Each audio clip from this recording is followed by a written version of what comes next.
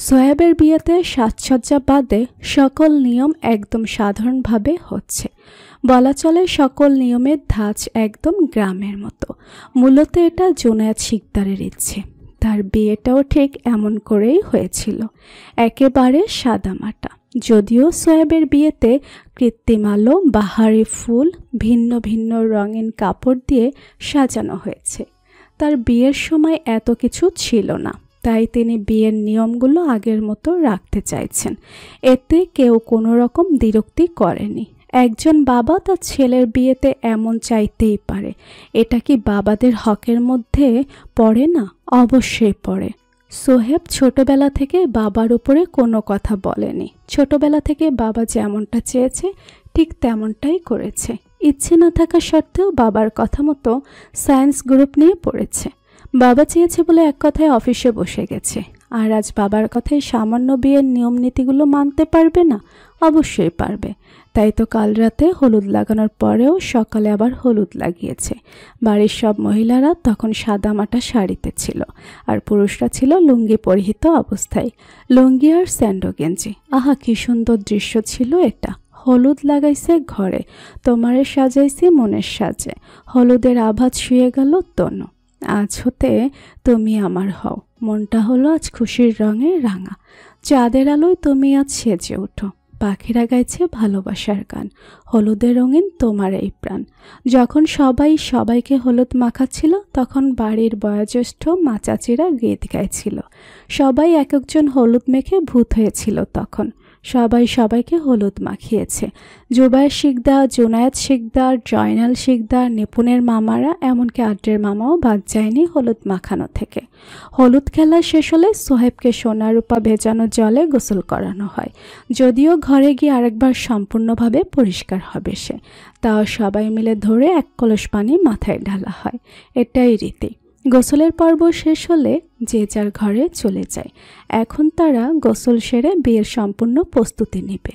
যে যার ঘরে গিয়ে ওয়াশরুমে চলে যায়। কেউ বা বাইরে অপেক্ষা করছে। একজন বের হলে তো আরেকজন গোসল করবে। এখানে তার প্রত্যেকজনের জন্য আলাদা আলাদা ওয়াশরুমের ব্যবস্থা নেই। মানুষ বেশি, তাই সবাই সবার সাথে কম্প্রোমাইজ করছে। নিপুণ এসে ঘরে ঘুরঘুর করছে। সারা অঙ্গে তার হলুদের ছোঁয়া। আদ্র এখনো আসেনি। তার শরীরে হলুদের প্রলেপ আছে। নিপুণ জোর করে ধরে মাখিয়ে দিয়েছে। নিপুণ হলুদ মাখাতে আসবে আর আদ্র মাখবে না, তা কি কখনো হয়? কয়েক মিনিট অতিক্রম হলে আদ্র ঘরে আসে। নিপুণকে পায়চারি করতে দেখে ভুরু কুচকে জিজ্ঞেস করে, তুই এভাবে দাঁড়িয়ে আছিস কেন? গোসল করিসনি কেন এখনো? নিপুণ আমতা আমতা করে বলল, আমার গোসল করতে দেরি লাগবে। আপনি আগে গোসল করে ফেলুন। আড্ডের কুচকানো বড় আর একটু কুচকায়। গভীর চোখে নিপুণকে আপাদমস্তক পরীক্ষা করে বলে, মাখানোর সময় একেবারে সমস্তটা জুড়ে মাখিয়েছিস, কোনো জায়গায় তো বাদ রাখিস নেই দেখি। অবশ্য ভালোই করেছিস, আমারই সুবিধা হলো। আড্রির এমন খোঁচামূলক কথায় নিপুণের বুকে ড্রিম করে শব্দ হয়। পেট মুচড়ে আসে। আড্রির এহনো কথায় নিপুণের ছোট্ট মন যা আন্দাজ করছে তা যদি হয়, সে আর কিছু ভাবতে পারে না। গলাটা সাহারা মরুর ন্যায় খটখটে হয়ে গেল হঠাৎ করে। একের পর এক ঢোক গেলেও ভেজানো গেল না গলাটা। কাল একটা রাত গেছে। আড্রি এক মুহূর্তের জন্য তাকে ছাড়েনি। জাপটে ধরে সারাটাক্ষণ চালিয়েছে তাকে, যেন আজকে সে কোথাও পালিয়ে যাচ্ছে। চুমোর মাঝে মাঝে আদ্র আই লাভ ইউ জান বলাতে সেও প্রথমে আড্রের ডাকে সাড়া দিয়েছে, কিন্তু শেষ রাতে আড্রের সাথে আর না পেরে ঘুমের ভান ধরেছিল। এতেও যেন ক্ষান্ত হয়নি আদ্র। একের পর এক চুমুতে ভিজিয়েছে তার গলা গাল। নিপুণ হুট করে অনুভব করে তার পা দুটো আর মাটিতে নেই, হাওয়ায় ভাসছে। পড়ে যাওয়ার ভয়ে দুহাতে চাপড়ে ধরে আদ্রকে। চটক করে ধ্যান ভাঙ্গে। মন কাঁপছে, হাত কাঁপছে তার। মনের কাঁপাকাঁপি আদ্র দেখে না, তবে হাতের দিকে তাকায় তীক্ষ্ণভাবে। নাকের ডগায় চুমু দিয়ে বলে, এত কিছু হওয়ার পরও এভাবে কাঁপাকাঁপির মানে কি? নিপুণ কাঁপা কাঁপা গলায় বলে উঠল, আপনি কি করতে চাচ্ছেন বলুন তো? আপনার হাব ভাব আমার ভালো লাগছে না। নামান আমাকে, পড়ে যাব আমি। নিপুণের কথায় আদ্র বাঁকা হাসে। ঘন মোলায়েম কণ্ঠে বলে ওঠে, আগে যে কোলে নিয়েছি পড়েছিস, পড়িসনি, আর এখন তো নামানোর প্রশ্নই আসে না। আদ্র নিজের মুখখানা নিপুণের আরেকটু কাছে নেয়। ভারী কণ্ঠে ফিসফিসিয়ে বলে ওঠে, এখন আমার মুড তুই নিজেই এনে দিয়েছিস জান। এভাবে কেউ হলুদ মাখানো পাতলা কোমর উন্মুক্ত রাখে? ভেরি ব্যাড, তুই ফেসে গেছিস জান, ফেসে গেছিস। কথাটা বলে আদ্র পা বাড়ায় ওয়াশরুমের দিকে। নিপুণ শুধু ব্যাঙ মাছের মতো মোস্টামুষ্টি ছাড়া কিছুই করতে পারে না। এই সুঠামদেহী পুরুষের সাথে কি তার মতো পুঁটি মাছ পেরে উঠবে? জীবনেও না, কোশমিন কালেও না। নিপুণ বেগুনি রঙের জামদানি শাড়ি পরেছে, মুখে হালকা সাজ, হাতে বেগুনি রঙের ডজনখানেক কাচের চুড়ি, ঘন কালো উন্মুক্ত চুলগুলো সারা পেট জুড়ে বিচরণ করছে। বেশি লম্বা না হলেও কোমর ছুঁয়েছে তার ঘন কেশ। সে দুই সাইড থেকে চিমটি দিয়ে কিছু চুল মাঝখানে এনে ক্লিপ দিয়ে আটকে দেয়। আদ্র ঘরে নেই, একটু আগেই ফর্মাল লুকে নিচে গেছে। নিপুণের যে কি বিরক্ত লাগছে তা বলার মতো না। সবাই সাজগোজে ব্যস্ত, শাড়ির কুচিগুলো যে ঠিক করে দিবে তার কোনো ফুসরত নেই কারো। তার ভাবনার মাঝে দরজা ঠেলে রুমে ঢুকে আদ্র। বিরক্ত মুখে নিপুণকে মাথায় ক্লিপ ঠেলতে দেখে সে বেশ মুগ্ধ হলো।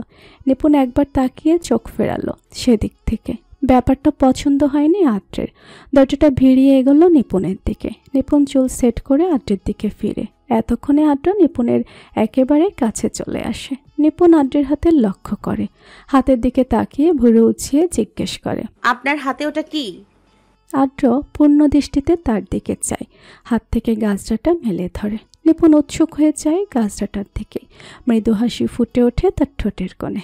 হাত বাড়িয়ে গাছড়াটা নিতে চায়, কিন্তু পারে না। আদ্র তার আগেই হাত সরিয়ে নেয়। নিপুণ মুখ মলিন হয়। আদ্র এক হাতে নিপুণকে পেছনের দিকে ফেরায়, আলতো হাতে গাছড়াটা গেঁথে দেয় তার খোলা চুলে। নিপুণ আয়নায় সব দেখে। আদ্র এক কদম এগিয়ে নিপুণকে পেছন থেকে জড়িয়ে ধরে। আদ্র আলতো কণ্ঠে বলে, এত সুন্দর করে সেজে ভাইয়ের বিয়েতে যাচ্ছিস? যাস না। নিপুণ অবাক হয়ে বলল, কেন? আদ্র নিজের থুতনি নিপুণের কাঁধে রেখে বলে, এমনি। চল, আমি আর তুই না যাই। নিপুণ বিস্মিত কণ্ঠে বলে, পাগল হয়েছেন আপনি? সরুন সরুন। নিপুণ তাড়া দেখালো। কোথায় যাচ্ছিস? ইমন আপুর কাছে, কুচি ঠিক করতে হবে। আদ্র নিপুণকে যেতে দেয় না, নিজেই হাঁটু গেড়ে বসে শাড়ির কুচি ঠিক করতে থাকে। নিরেট কণ্ঠে বলে, আমি থাকতে অন্য কেউ আমার বউয়ের কুঁচি ঠিক করবে? No, never. দুপুরের নামাজের পর সবাই বের হবে। আদ্র সোহেব সহ সব পুরুষরা গেছে নামাজ পড়তে। নিপুণ নিচে নামে। তাকে নিয়ে যেন আহ্লাদের শেষ নেই আজকে। অনিমা শিকদার তাকে দেখা মাত্র এসেই কাজল ছুঁয়েছেন কানের গোড়ায়, কপালে গাঢ় চুমু দিয়েছেন। বেশ খুঁটিয়ে খুঁটিয়ে দেখেছেন তিনি তার ছেলের বউকে। খানিকটা ভুরু কুচকালো তিনি। নিপুণ থুতনিতে আলতো করে ধরে বললেন, মাশাল্লাহ, এত সুন্দর করে সেজেছিস। গলা খালি কেন? শুধু একটা চেইন? নিপুণ চেনটা ধরে বলল, পড়তে ইচ্ছে করেনি বড় মা। এত ভারী নীল, এত ভারী শাড়ি, তার উপর আবার ভারী গয়না পরবো। পড়তে হয় মা। নিপুণকে দাঁড়াতে বলে তিনি এক ছুটে উপরে গেলেন। কিছু সময় পর হাতে একটা হার নিয়ে ফিরে এলেন। হারটা বড় না হলেও ছোট কিন্তু নয়। এসেই তিনি হারটা পরিয়ে দিল নিপুণের গলায়।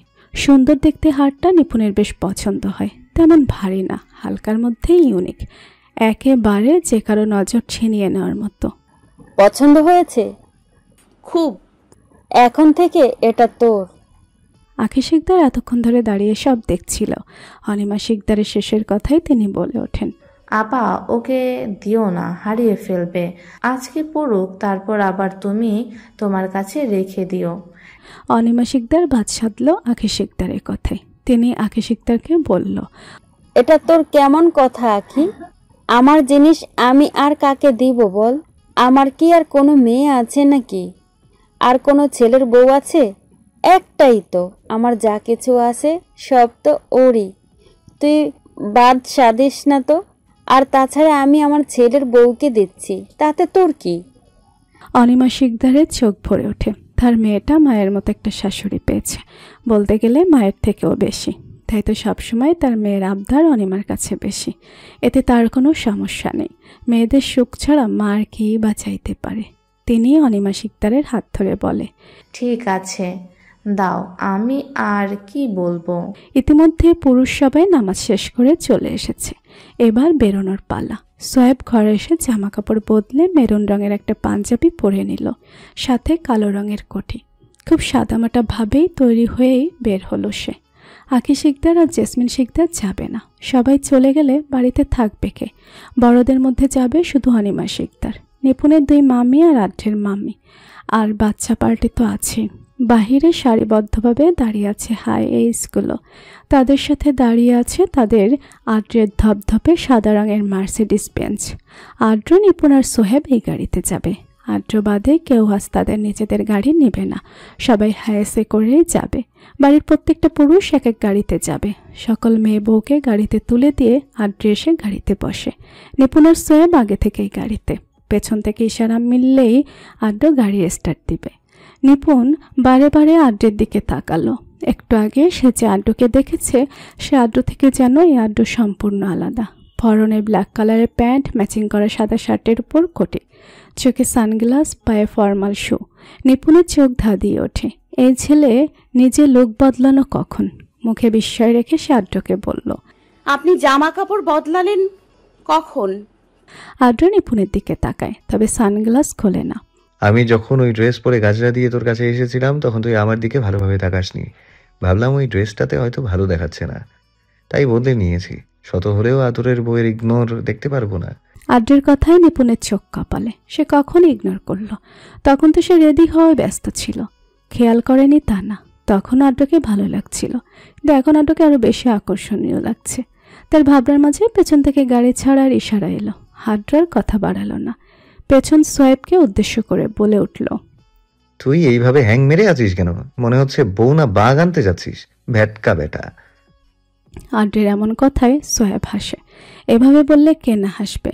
তবে বউ যে বাঘের থেকে কোনো অংশে কম নেই তা মা বাবার দিকে তাকালেই বোঝা যায়। কথা না বাড়িয়ে আদ্র গাড়ি স্টার্ট দিল।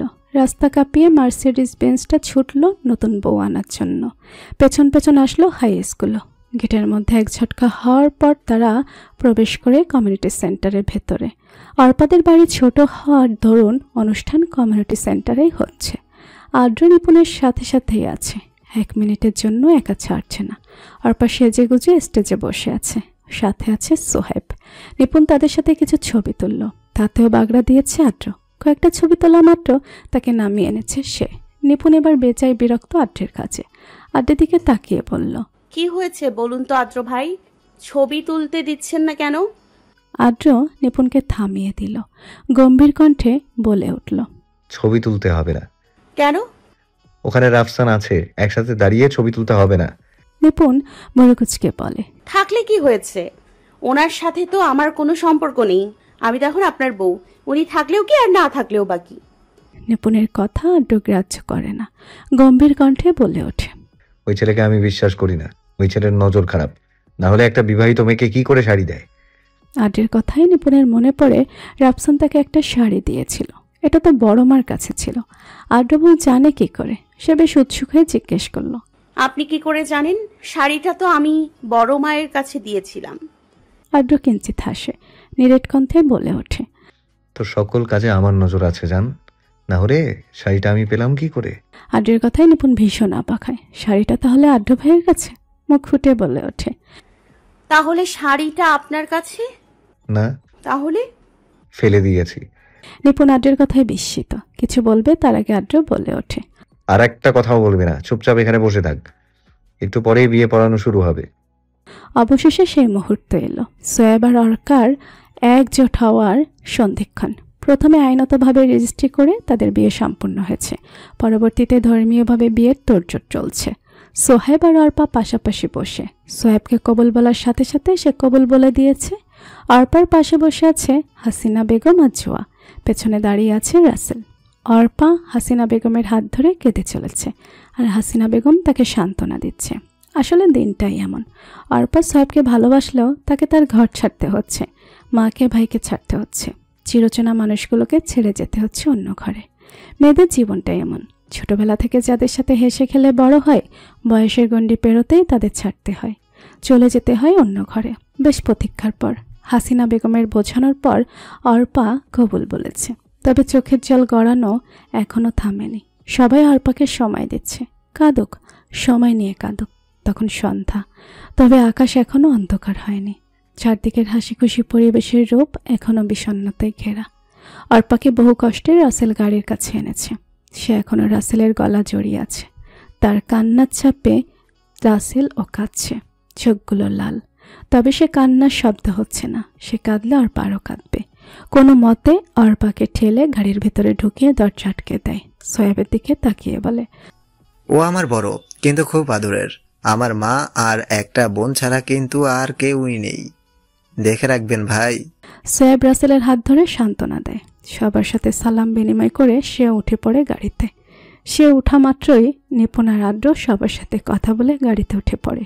শাসা করে গাড়িটি কমিউনিটি সেন্টার ক্রস করলো। রাসেল আর দেখতে পেল না গাড়িটা। চোখের আড়াল হতেই টপটপ করে চোখের কার্নিশ বেয়ে কয়েক ফোঁটা জল গড়িয়ে পড়ে। এটাই হয়তো ভাই বোনের ভালোবাসা। কাছে থাকলে ঝগড়া, দূরে গেলে বিরহ। অর্পা সোহেবের ঘরে বসে আছে। গায়ের লেহেঙ্গা বদলে গাড়ি পরিয়ে দিয়েছেন আখি শিকদার। গায়ের লেহেঙ্গা বদলে শাড়ি পরিয়ে দিয়েছেন আখি শিকদার। বাড়ির সবাই অর্পার বেশ খাতির যত্ন করছে। নিপুণ তো অর্পাকে সে প্রথম থেকেই চেনে। তবে ইমন, রোমা, ইনিয়া, ইলোরা, সানজি কেউই অর্পাকে চেনে না ভালো করে। তাই তারা আপাতত পরিচিত হচ্ছে। বেশ খানিকক্ষণ গল্প করার পর দরজায় ঠক ঠক আওয়াজ হয়। হয়তো সোয়েব এসেছে। সবাই সতর্ক হয় সোয়েবের দরজা আটকাবে বলে। ইমন এসবে পারদর্শী নয়। নিপুণ আর ইমন বসে রইল অর্পার কাছে। রোমা, ইনিয়া, ইলোরা আর সানজি গিয়ে দরজা খুলল। সোয়েব আর আদ্র এসেছে। এত রাতে ওদের এই ঘরে দেখে ভুরু কুচকাই সোহেব। হাতে লাগানো ঘড়িটাতে টাইম দেখে নেয়। বরাবর 12:30 বাজে। গলাটাকে হালকা পরিষ্কার করে বলে ওঠে, তোমরা সবাই তো রাতে এখানে কি করো? রোমা বেশ খিলখিলিয়ে বলে উঠল, আমরা বউ পাহারা দিচ্ছি। তোদের কি সিকিউরিটি গার্ড রেখেছে?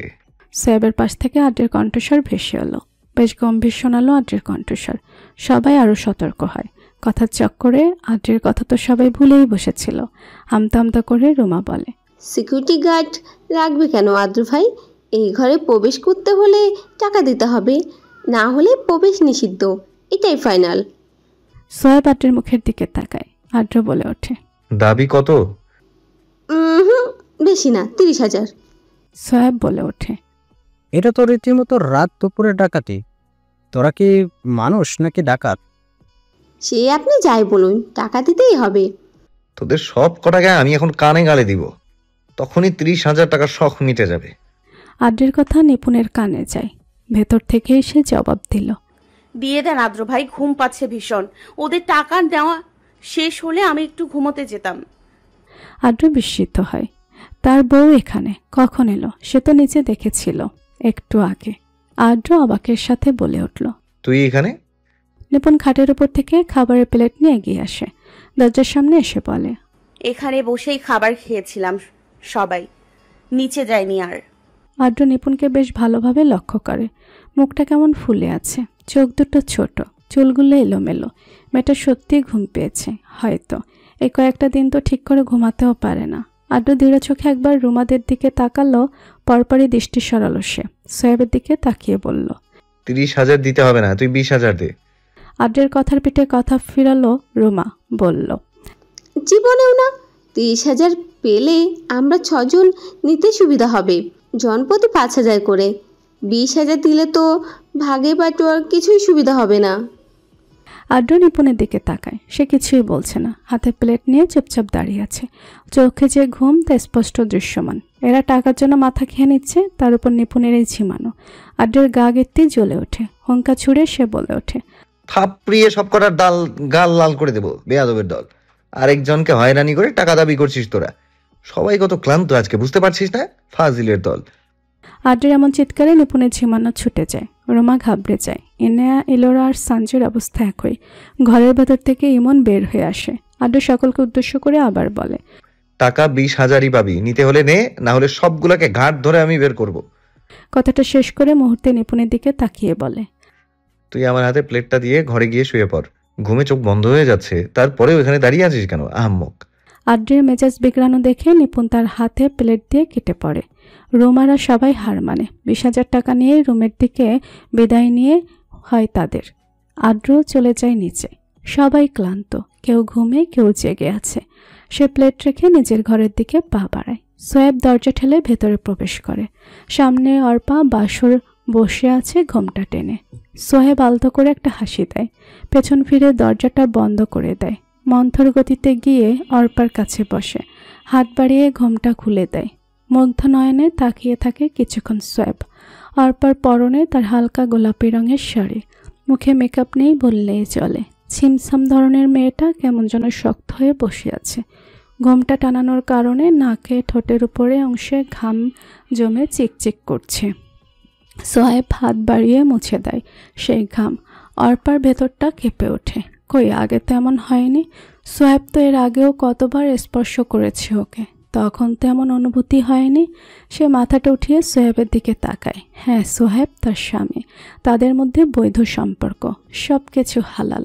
সোহেব যেন এই অপেক্ষাই করছিল কখন অর্পা তার দিকে তাকাবে। অর্পা তাকানো মাত্রই সে প্রশ্ন করে, তুমি ফ্রেশ হয়ে গেছো? অর্পা উপর নিচ মাথা নাড়ায়। সোহেব অর্পার ঘোমটাটা হাতে নিয়ে কর্নার সোফায় রাখে। তারপর কাছে এসে পকেট থেকে একটা বক্স বের করে। বক্সটা খুলতেই বেরিয়ে এলো ডায়মন্ডের একটা হীরের রিং। সোহেব কাছে এসে অর্পার হাতে একটা রিং পরিয়ে দেয়। আলতো কণ্ঠে বলে ওঠে, অর্পা, তুমি সেই নারী যাকে আমি প্রথম মন দিয়েছি। তোমার আগে কেউ আমার হৃদয়ে আসতে পারেনি। সিলেটের সেই অসামান্য রঙের জামা পরিহিত নারী আমার হৃদয়ের আসমান দখল করে নিয়েছিল এক মুহূর্তে। এখন সেই আসমানে শুধু তার বিচরণ। সোহেব আস্তে করে অর্পার হাত পাকড়াও করে, মৃদু কণ্ঠে বলে, অর্পা। অর্পা মাথা তুলে তাকায়। সোহেবের এই অর্পার ডাক তার হৃদয়ে উথাল পাতাল ঢেউ তোলার জন্য যথেষ্ট। সে অস্ফুট স্বরে জবাব দিল, সোহেবের কণ্ঠ কেঁপে ওঠে, গলা শুকিয়ে কাট কাট, মনে হচ্ছে যেন কথা বলতে পারছে না। সোহেব আলগোছে অর্পার থুতনিতে স্পর্শ করে। কেঁপে ওঠে অর্পা। সোহেব সেটা লক্ষ্য করে। আলতো হাসে সে, কণ্ঠে গভীরতা রেখেই বলে, তুমি কিন্তু আমার বৈধ স্ত্রী অর্পা। আমি তোমাকে ছুতে চাই, স্পর্শ করতে চাই, ভালোবাসতে চাই গভীরভাবে। তুমি তুমি কি? অর্পা সাড়া দেয় সোহেবের ডাকে। লাইট নিভে যায়। জানালার পর্দা ভেদ করে আবছা আলো আসে ঘরের মধ্যে। দুজনের ছটফট বৃদ্ধি পায়। আদরের স্পর্শগুলো গাঢ় হয়। সোহেব আর অর্পা মিশে যায় একে অপরের সাথে। তারা পাড়ি জমায় গভীর থেকে গভীর ভালোবাসায়। বিয়ের মাস কেটেছে, বউভাত শেষ হয়েছে আরও অনেক আগেই। সোহেব আর অর্পা তার বাপের বাড়ি থেকেও ঘুরে এসেছে।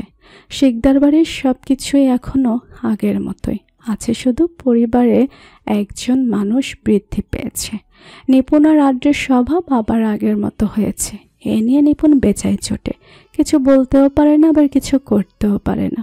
দিন হলে তাকে কড়া শাসনে রাখে, আর রাত হলে তার রোমান্টিকতা শুরু হয়। এটা আবার কেমন মানুষের রূপ নিপুণ বুঝে পায় না। কাল তার রেজাল্ট দিবে, এই নিয়ে যত ঝামেলায় আছে সে। তার উপর আবার আদ্রের কিছুক্ষণ পর পর বদলানো রূপ, তার ঝামেলার যেন শেষ নেই। এই তো কিছুক্ষণ আগে টেনশনের চোটে দুবার বমি করে ফেলেছে, শরীর গোলাচ্ছে, মাথা ঘোরাচ্ছে। এই নিয়ে আদ্রের কাছে বকাও খেয়ে ফেলেছে। এখন আদ্র তো বেশ উঁচু আওয়াজেই বলে গেছে, আজ থেকে তোর আজে বাজে খাওয়া বন্ধ, যা পারিস তাই খাস। মানুষের তো একটা রুটিন থাকে খাওয়ার, কিন্তু না, তোর কোনো রুটিন নেই। আদ্র কতক্ষণ বকবক করে ঘরে যত ধরনের চিপ চকলেট ছিল সবই ইভানকে দিয়ে দিয়েছে। নিপুণের তখন বেশ জোরসে বলতে ইচ্ছে করছিল, ওরে বেয়াদব, আমার এগুলো খাওয়ার জন্য বমি হয়নি, কাল রেজাল্ট দিবে তাই টেনশনে বমি হয়েছে। তুই কি বুঝবি এই টেনশন? তুই তো নিউটনের নাতি, তোর কি আর টেনশন আছে? সব টেনশন তো আমার। কিন্তু নিপুণ কথাগুলো বলতে পারে না। আদ্রকে এমন কথা বলবে এমন সাহস তার মধ্যে নেই। সন্ধ্যা হয়েছে। শিকদার বাড়িতে পুরুষের আনাগোনা কম, নেই বললেই চলে। জুবায়ের শিকদার আর জুনায়েদ শিকদার বাদে বাড়তে কোনো পুরুষ নেই আজ বাড়িতে। যে যার কাজে ব্যস্ত। আদ্র, সোহেব আর জুনায়েদ শিকদার আছে অফিসে। অফিসে আজ বেশ বড় একটা মিটিং আছে। তারা দিনকে দিন অনেক পরিশ্রম করেছে ডিলটার জন্য। এটা যদি হয়ে যায় তাহলে তাদের কোম্পানি আরও এক ধাপ এগিয়ে যাবে। নিপুণের এখন পড়ালেখা নেই। সোফায় বসে আপাতত মোটু পাতলু দেখছে ইভানের সাথে। আখি শিকদার চা বসিয়েছেন। হনিমা শিকদার আর জেসমিন শিকদার বসে অর্পার সাথে কথা বলছে। নানান কথার সমাহার। নিপুণও শুনছে। কিছুক্ষণ বাদে তাতে সামিল হয় আখি শিকদার। বসেই তাদের সাথে গল্পে যোগ দেন তিনি। ভুলে যান যে চুলায় চা রয়েছে। চায়ের লিকারের গন্ধে বুড়ো কুচকেই নিপুণ। কি আশ্চর্য, তারা কি চায়ের গন্ধ পাচ্ছে না? পাচ্ছে তো, যাচ্ছে না কেন? সোফার কুশনটা কোল থেকে নামিয়ে নিপুণ পা বাড়ালো রান্নাঘরের দিকে। তাকে যেতে দেখে পেছন থেকে আখি শিকদার ডাক ছুড়লেন, কোথায় যাচ্ছিস?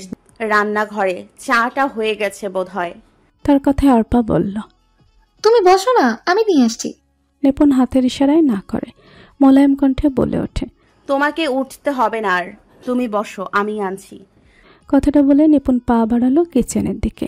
একটা ট্রেতে 5 কাপ চা সাজিয়ে এনে রাখলো টি টেবিলের উপরে। দ্রুত পায়ে হেঁটে আবার কিচেনে গিয়ে বিস্কুটের বয়াম নিয়ে আসলো। নিজের বরাদ্দকৃত চায়ের কাপ হাতে নিয়ে বলল, আব্বু আর বড় বাবাকে কি চা দিব না? অনিমা শিকদার বাদশাদে তার কথায়, যেন এই মুহূর্তে সে কোনো ভুল কথা বলে ফেলেছে। অনিমা শিকদারের কণ্ঠ ঝকঝকে শোনালো। নিপুণের দিকে তাকিয়ে বেশ হেসেই বলল, আর কয়বার চা খাবে? আজ সারাদিন 2 ভাইতে মিলে 4 কাপ চা খেয়েছে। আর দেওয়ার দরকার নেই, একেবারে রাতের খাবার খাবে। অনিমা শিকদারের কথায় নিপুণ কিছু বলে না। বিস্কুটের কৌটা থেকে বিস্কুট নিয়ে সোফায় বসে আরাম করে খেতে লাগলো সে। সবাই চা নিল, কিন্তু কেউ বিস্কুট নিল না। নিপুণ নিজেই খেলো বেশ কয়েকখানা বিস্কুট। খাচ্ছে আর তাদের খোশ গল্প শুনছে। খাবারের এক পর্যায়ে তার আর খেতে ইচ্ছে করলো না, শরীর গোলাচ্ছে। বিস্কুটের কৌটাটার দিকে লক্ষ্য করতে সে দেখলো কৌটার অনেকটা জায়গায় ফাঁকা। অনেকগুলো খেয়ে ফেলেছে সে ইতোমধ্যে। নিজের চায়ের কাপটা কিচেনে রেখে পা বাড়ালো শোবার ঘরের দিকে। সিঁড়ির কাছে যেতেই পেছন থেকে জেসমিন শিকদার বলে, তোমার গল্প শোনা শেষ নিপুণ? চলে যাচ্ছ যে? নিপুণের পা থামে না, যেতে যেতে সে উত্তর দেয়, আমি অনেকগুলো বিস্কুট খেয়ে ফেলেছি চাচি, শরীর খারাপ লাগছে, একটু শুবো, তোমরা গল্প করো। কথাটা বলে নিপুণ এবার থামে, পেছন ফিরে আবার বলে, আমি রাতের খাবারও খাবো না। 9:30-এর দিকে সোহেব আর জুনায়েদ শিকদার ফিরে এসেছে। আদ্র আসেনি, তার আরও কিছু কাজ আছে। আপাতত সবাই এখন আছে খাবার টেবিলে। আজকে পরিবেশনের কাজ অর্পা করছে। ইভা আর ইভান আগেই খেয়ে ফেলেছে, তাদের চেয়ার দুটো আজ খালি। নিপুণ আর আদ্রের চেয়ারও খালি। তাই অনিমা শিকদার অর্পাকে সহ সবাইকে বসে পড়তে বললেন। তার কথা মতো সব কিছু একেবারে টেবিলে পরিবেশন করে সবাই বসে পড়ল। খাবারের মাঝে জুবাইর শিকদার শোধালো, নিপুণ কোথায়? নামেনি? খাবে না সে? তার কথার প্রেক্ষিতে অনিমা শিকদার বলল, বলেছে খিদে নেই, সন্ধ্যায় বেশি চা বিস্কুট খেয়ে ফেলেছিল, তাই না করে দিয়েছে। চা খেলে কি কারো পেট ভরে যায়? ডাকতে, খেলে খেত, না খেলে না খেত। তোমার কি মনে হয় আমি ডাকিনি? অর্পা ডেকে এসেছে, খাবে না বলেছে। জুবাইর শিকদার আর কোনো কথা বলল না, তবে সোহেব বলল, কালকে তো ওর রেজাল্ট দেবে, এই জন্যই বোধহয় খিদে আরও চলে গেছে। জুনায়েদ শিকদার পূর্ণ দৃষ্টিতে তাকায় সোহেবের দিকে, বেশ জোর দিয়ে বললেন, বাবা, পরীক্ষা যতই ভালো হোক না কেন টেনশন থাকি, এটা আর এমন কি? সবাই জুনায়েদ শিকদারের কথায় হ্যাঁ মেলায়। খাবার টেবিলে সবাই আরও কিছু টুকটাক কথা বলে। আদ্র আসে রাত করে, কত হবে প্রায় 12:30 নাগাদ। শিকদার বাড়ি তখন পুরোপুরি নিস্তব্ধতায় ঘেরা। সে চাবি দিয়ে সদর দরজার লক খুলে। ভেতরে সব অন্ধকার, শুধু সিঁড়ির নিচে অল্প ওয়াটারের বাল্বটা জ্বলছে। আদ্র সদর দরজা বন্ধ করে পা বাড়ায় উপরের ঘরের দিকে। নিপুণ গভীর ঘুমে আচ্ছন্ন। আদ্র ঘরে এসে ছোট শপিং ব্যাগ আর গাড়ির চাবিটা লাইট ল্যাম্পের ড্রয়ারে রাখে। লম্বা পায়ে হেঁটে গিয়ে নিপুণের মাথার কাছে বসে। বিছানায় পড়ে থাকা হাতটা সে মুষ্টিবদ্ধ করে নেয় তার হাতের মুঠোয়। ঘোলাটে দৃষ্টিতে তাকিয়ে থাকে তার মুখপানে। অফিস থেকে জলদি আসার জন্য খুব চেষ্টা করেছে, কিন্তু হয়ে ওঠেনি। কতবার যে ফোনের স্ক্রিনের আলো জ্বালিয়ে তার মুখখানা দেখেছে তার হিসেব নেই। ব্যাকুলতা ছিল তাকে দেখার, যেন শতজনম দেখে না। এখন আর তেমন ব্যাকুলতা নেই। আদ্র নিপুণের কপালে তার নরম ওষ্ঠ ছোঁয়। হাতখানা পেটের উপর ভাঁজ করে রেখে সে ওঠে। প্রচণ্ড রকম ঘর্মাক্ত তার শরীর, এখন ফ্রেশ হওয়া প্রয়োজন। বেশি কিছু না ভেবেই ক্লোজেট থেকে একটা ট্রাউজার আর একটা টি শার্ট নিয়ে পা বাড়ালো আশ্রমের দিকে। তোমরা কি ভাবছো অনিমা? কিছু না, ইদানিং নিপুণের হাবভাব ভালো লাগে না, কেমন যেন অসুস্থ অসুস্থ ভাবের মধ্যে। আগের মতো কিছু খেতেও চায় না এখন। মানুষের রুচি তো সবসময় একরকম থাকে না, ও বড় হচ্ছে দিন দিন, তাই হয়তো খাবারের এত অবনতি। ও তুমি এত চিন্তা করো না। জুবাইর শিকদারের কথায় অনিমা শিকদার মুখে কিছু বলে না, তবে মনে মনে বলেন, কোনটা অরুচি আর কোনটা কি আমি ভালো করেই জানি। আমি যা ভাবছি তা যদি সত্যি হয় তাহলে। তুমি আর ভেবো না তো, ঘুমাও। কাল না হয় আদ্রকে এ ব্যাপারে বলো, ভালো একটা ডাক্তার দেখালেই হয়ে যাবে। ডাক্তার তো দেখাতেই হবে। জুবাইর শিকদার আর কথা বাড়ায় না। অনিমা শিকদারকে ঘুমাতে বলে তিনিও শুয়ে পড়লেন। আদ্র ফ্রেশ হয়ে বের হয়েছে। পরনে তার সাদা রঙের ট্রাউজার আর নেভি ব্লু রঙের একটা টি শার্ট। চুলগুলো মুছিয়ে নিপুণের পাশে গিয়ে বসলো। দরজাটার দিকে একবার লক্ষ্য করলো, না, দরজা আটকানো। টেবিল ল্যাম্পটা অফ করে নিপুণকে কাছে টেনে নিল। কেন জানি এই মেয়েটা এখন তার কাছে আসতে চায় না। ইদানিং সব কিছুতেই সে নাকুচু করে। আদ্র আলতো হাতে টেনে নিপুণকে তার বুকে নিয়ে আসে, শক্ত করে নিপুণকে জড়িয়ে ধরে, আলতো করে নিপুণের গলায় মুখ গুজে। তবে আর এই সুখ সহ্য হয়নি নিপুণের। চুমুতে ব্যস্ত আদ্র মুহূর্তে দূরে ঠেলে দেয় নিপুণ। চোখ মুখ কুচকে বলে ওঠে, আপনার গায়ে গন্ধ আদ্র ভাই। কথাটা বলে সে অপর দিকে ফিরে শুধু চিত হয়ে শুয়ে রয় আদ্র। লাইক সিরিয়াসলি তার গায়ে গন্ধ? সে এখন সাবান শ্যাম্পু দিয়ে গোসল করে এসেছে, তার গায়ে নাকি গন্ধ? How is possible, how? সকালবেলা খাবার খেয়ে নিপুণ যে ঘরে গিয়ে দরজা আটকিয়েছে তার খোলার নাম নিচ্ছে না সে। কেউ হাজার চেষ্টা করেও খোলাতে পারেনি। আদ্র সকালে গেছে অফিসে, সাথে গেছে সোহাইব। আদ্র বের হওয়ার সময় নিপুণ ঠিকই ছিল। সে বাড়ি থেকে বের হওয়ার পর শুরু হয়েছে তার ভীমরতি। আজকে ভূমিকম্প হয়ে গেলেও সে দরজা খুলবে না, কিছুতেই না। বাইরে থেকে অর্পার আওয়াজ ভেসে আসছে, নিপুণ দরজা খোলো, দেখো মাত্র 11:30 বাজে। রেজাল্ট দিবে কোন 12:30 একটা নাগাদ। তুমি এতক্ষণ দরজা বন্ধ করে থাকবে বলো? নিপুণ মোবাইলের সময় দেখতে দেখতে জবাব দেয়, আপু একটু একা থাকতে দাও প্লিজ। আমি আজকে দুপুরের আগে দরজা খুলছি না, প্লিজ তোমরা এইভাবে তোমাদের এনার্জি নষ্ট করো না। অর্পা আঁখি শিকদারের দিকে তাকিয়ে মাথা নাড়ে, হতাশ কণ্ঠে বলে ওঠে, আম্মু থাকো একা, আমার মনে হয় না খুলবে। দুপুর হতে দাও, আপনিই খুলে দেবে। আঁখি শিকদার অর্পার কথা শোনে না। মেয়ে বুঝি এতক্ষণ রেজাল্টের ভয়ে দরজা আটকে বসে থাকবে? এটা আবার কেমন কথা?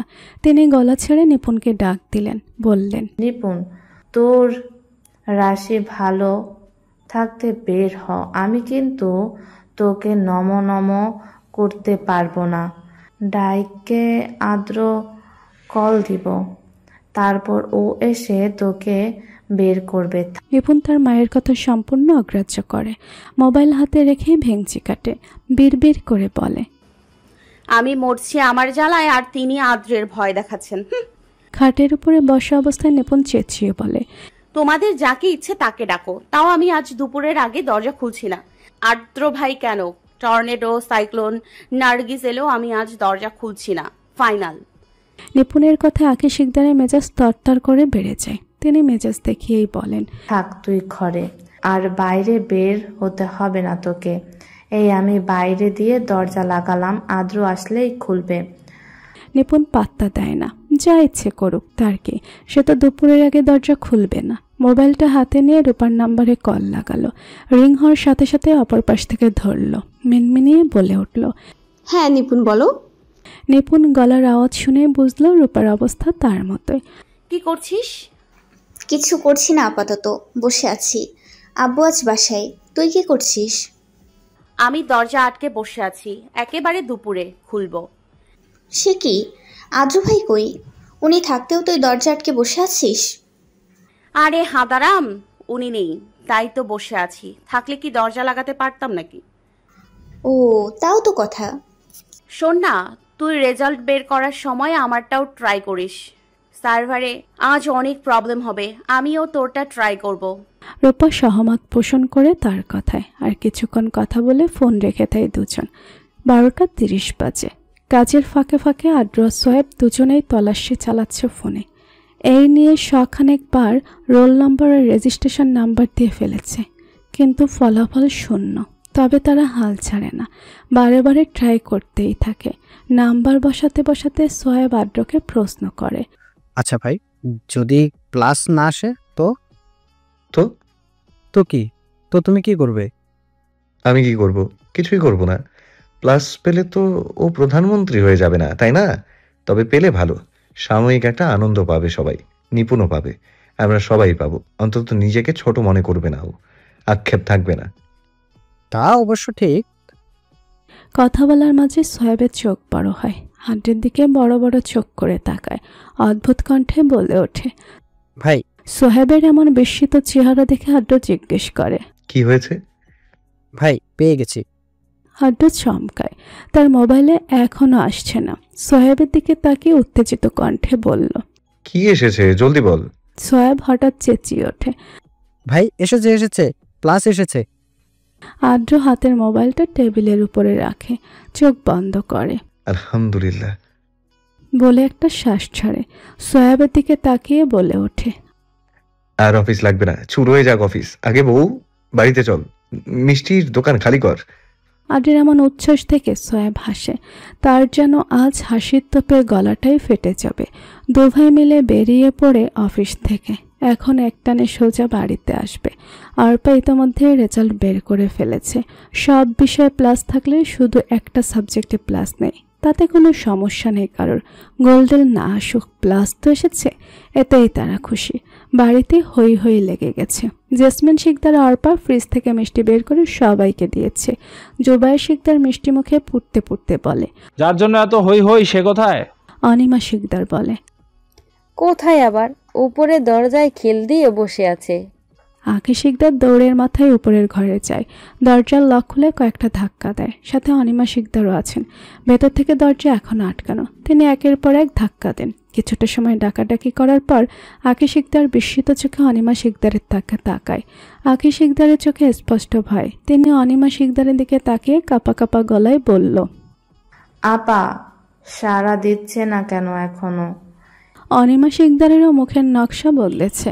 আঁখি শিকদারের দিকে তাকিয়ে বলল, আরে চিন্তা নেই, ওয়াশরুমে গেছে মনে হয়। আঁখি শিকদারের মন মানল না। তিনি আরও কয়েকটা ধাক্কা দিলেন দরজায়, কিন্তু ফলাফল শূন্য। তার দরজা ধাক্কানোর গতি বাড়ল। উপর থেকে আওয়াজ পেয়ে নিচে উপস্থিত সবাই উপরে ছুটে গেছে। জুনায়েদ শিকদার আসা মাত্র আঁখি শিকদার বলে ওঠে, এই মেয়ে দরজা খুলছে না কেন? ওকে বলো ওকে দরজা খুলতে। জুনায়েদ শিকদার হতবাক হয়ে আছে। জুবাইর শিকদার আর জয়নাল শিকদার বিস্মিত। এর মাঝে জুবাইর শিকদার বলে ওঠে, দরজা ভেঙে ফেল জয়নাল। জুনায়েদ শিকদার নির্বিকার। জয়নাল শিকদার সবাইকে সরতে বলে দরজায় ধাক্কা দেন, কিন্তু দরজা খোলে না। কিছুক্ষণের মধ্যে আদ্র সোহেবও চলে আসে। আশেপাশের ঘরে অফিসের সবাইকে মিষ্টি পাঠিয়ে দিয়েছে তারা। বাড়ির সদর দরজা মারাতেই ভেতরে শোরগোল শোনা গেল। আদ্র আর সোহেব দুজনের মুখের দিকে তাকিয়ে দ্রুত পায়ে ছুটল ওদিকে।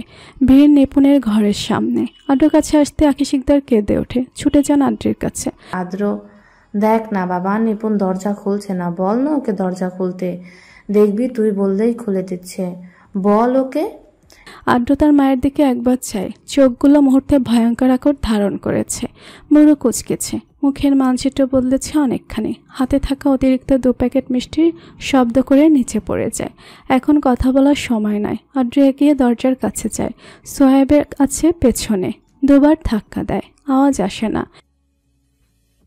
জুনায়েদ শিকদারের কথাটা আদ্রের পছন্দ হয়নি। হস্কি কণ্ঠে বলে ওঠে, ধাক্কাচ্ছ কেন? ভাঙনি কেন দরজা? আদ্র কিছু বলে না, কথার পিঠে। পেছন থেকে সোহেবকে ডাকে। দুজনে মিলে ধাক্কা দেয়। কিছুদিন আগেই দরজার লকের মেরামত করা হয়েছে, তাই তাদের ছিটকেনিটা ভাঙতে এত বেগ পেতে হচ্ছে। বেশ কয়েকটি ধাক্কা খাওয়ার পর দরজা ছিটকেনি করলে ঠাস করে দরজা গিয়ে বাড়ি খায় ওয়ালের সাথে। নিপুণ উপর হয়ে পড়ে আছে মেঝেতে, চুলগুলো ছড়ানো। মোবাইলটাও নিচে গড়াগড়ি খাচ্ছে। সবাই ছুটে গেছে সেদিকে। শুধু স্তব্ধ হয়ে দাঁড়িয়ে আছে আদ্র। ডাক্তার এসেছেন, কামরুন নাহার তিথি। সবেমাত্র MBBS পাশ করেছে। সোহেবের ফ্রেন্ডের বোন। তার বাড়ি শিকদার বাড়ি থেকে বেশি দূরে নয়, তাই কল দেওয়াতেই চলে এসেছে। নিপুণের এখনও হুঁশ নেই। তিথি তাকে বেশ কিছুক্ষণ ধরে পরীক্ষা করেছে। আদ্র দাঁড়িয়ে আছে নিপুণের মাথার কাছে। সোহেব তিথির কাছে এসে বলে, আজ রেজাল্ট আউট হবে বিধায় সকাল থেকে দরজা অফ করে রেখেছিল। আমরা এসে দরজার লক ভাঙার পর দেখি অজ্ঞান। টেনশনের থেকে হয়েছে কি? তিথি নিপুণকে ছেড়ে হাত গুটিয়ে বসে। সোহেবের দিকে তাকিয়ে বলে, ভাইয়া টেনশন থেকেও বলা যায়, আবার সে অনেক দুর্বল, ভালো করে খাবার দাবার খায় না বোধহয়। পাশ থেকে আঁখি শিকদার বলে, ইদানিং খাবার দাবার একটু অনীহা করে, ভাত খেতে চায় না। অন্য জিনিস যেমন চিপস, চকলেট, আচার এগুলো বেশি পছন্দ করে। এবার আদ্রের দিকে তাকায়। আপনি তো ওনার হাজবেন্ড? জি। আদ্রের মুখভঙ্গি বোঝা গেল না। ও যত্ন নিতে হবে ভালো করে, ও কিন্তু এখন আর একা নেই। তিথির কথায় সবাই স্তব্ধ হয়ে গেছে। আদ্র জড়পদার্থ নেয়, নির্বিকার, যেন কথা বলার শক্তি হারিয়ে ফেলেছে। তবে মুখভঙ্গি খানিক বদলেছে। কাপা কাপা গলায় বলে উঠল, তার মানে ও? জি, ও প্রেগনেন্ট। আমি কিছু টেস্ট লিখে দিচ্ছি, করিয়ে নেবেন। আমি বলছি, তাও শিওর হওয়ার জন্য। আপনারা চাইলেন ডাক্তার দেখাতে পারেন। তিথি আদ্রের হাতে একটা প্রেসক্রিপশন ধরিয়ে দিল। সোহেব গেল তিথিকে এগিয়ে দিয়ে আসতে। ডাক্তার যাওয়া মাত্রই খুশিতে ফেটে পড়ল অনিমা শিকদার। জড়িয়ে ধরলেন আখি শিকদারকে। তিনি তো এটাই সন্দেহ করেছিল। আখি, আমি দাদু হতে চলেছি আর তুই নানু। আখি শিকদারও জড়িয়ে ধরে অনিমা শিকদারকে। সবাই নতুন সদস্য আসার আনন্দে সবাইকে জড়িয়ে ধরছে। জুবাই শিকদার বিস্মিত, ঠিক বিস্মিত না, তিনি ভীষণ খুশি। দাদা হবে, এতে খুশি হবে না? তবে তার চিন্তা একটাই, নিপুণের বয়স কত কম, সে তো এখনও নিজেই বাচ্চা, আবার কিনা তার বাচ্চা হবে। তার কথাগুলো ভাবনার মাঝে সোহেবের আগমন ঘটে। সে লাফিয়ে ওঠে, চেঁচিয়ে বলে, ইয়েস, আমি মামা হচ্ছি। এক লাফ দিয়ে এসে আড্ডকে জড়িয়ে ধরে, আবার কিছুক্ষণ বাদে ছেড়ে দেয়। জুনায়েদ শিকদারের দিকে তাকিয়ে বলে, একদিনে দুটো গুড নিউজ, মাত্রই মিষ্টি বিতরণ করে আসলাম, এখন থেকেই আবার যেতে হবে। জুনায়েদ শিকদার বেশ উৎফুল্ল স্বরে বলল, দোকানে ফোন করে মিষ্টির অর্ডার দিয়ে দাও, কেউ যাতে বাদ না যায়। নিপুণের জ্ঞান ফিরেছে অনেকক্ষণ। অর্পা তাকে সব বলে গেছে। সে অবাক, তার পেটে কিনা বাচ্চা আসছে, তাও আড্ডু ভাইয়ের। নিপুণ আস্তে করে আড্ডের মাথায় হাত রাখে, আলতো হাতে চুলগুলোকে টেনে দেয়, আস্তে করে বলে ওঠে, আর কতক্ষণ এভাবে কোলের মধ্যে শুয়ে থাকবেন? উঠুন। আড্ডু উঠে না, কয়েকটা চুমু খায় নিপুণের পেটে। মাথা উঠিয়ে নিপুণের দিকে তাকায় সে। চোখে গভীরতা স্পষ্ট। চোখের এই গভীরতায় নিপুণ শুধু তার জন্য ভালোবাসা দেখতে পায়। আড্ডু নিপুণের দিকে তাকিয়ে বলে, আজকে তুই আমাকে দুটো আনন্দ দিয়েছিস একসাথে, প্লাস দিয়েছিস আর আমাকে বাবা হওয়ার আনন্দ দিয়েছিস। ইচ্ছে তো করছে খুব আদর করে দিই। কথাটা বলেই আড্ডু নিপুণের গালে ঠাস ঠাস করে দুটো চুমু বসিয়ে দেয়। আড্রের মুখে বাবা ডাকটা শুনে সে লজ্জা পায়। সত্যি তারা বাবা মা হবে? বাচ্চা আসবে তাদের? লজ্জায় মুখ নুয়ে ফেলে নিপুণ।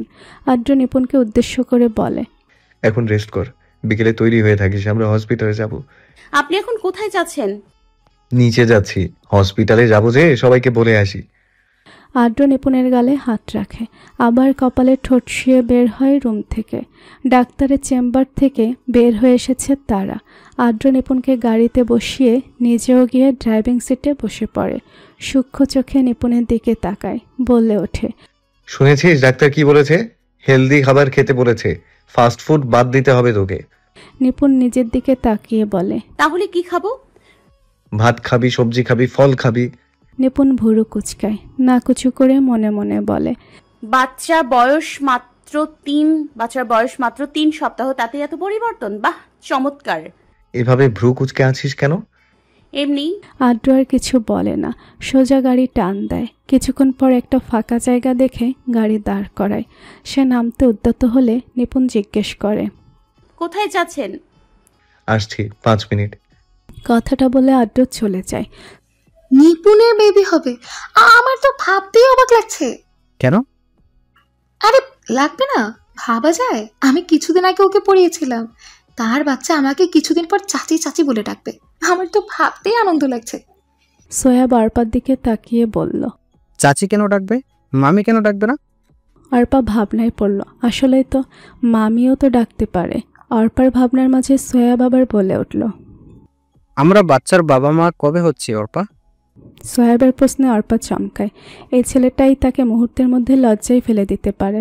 অর্পা লাজুক মুখে সোহেবের দিকে তাকায়, আস্তে করে বলে, ইনশাল্লাহ আমরাও হয়ে যাব। ইনশাল্লাহ। আড্ডু ফিরে এসেছে একগাদা ফল পাকড় নিয়ে, আপেল, আঙুর, আনার। এত কিছু দেখে নিপুণের মাথায় হাত। নিপুণের হাতে একটা জুসের বোতল আর দুটো মাফিন কেক ধরিয়ে দিয়েছে আড্ডু। আপাতত আড্ডের ভাই সে এগুলো গিলছে।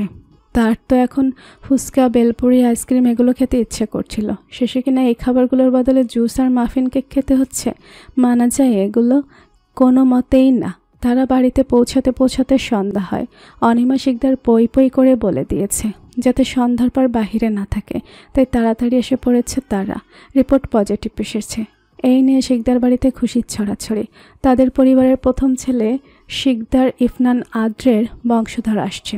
এটা কি এমন কথা? কথার মাঝে বাচ্চাটা কেঁদে ওঠে। আদ্রের কথা থামে। পূর্ণ দৃষ্টি মেলে রাফসানের দিকে তাকায় সে। ফের নজর সরিয়ে বাচ্চাগুলোর দিকে তাকায়। সবে মাত্র 4 মাস বাচ্চাগুলোর।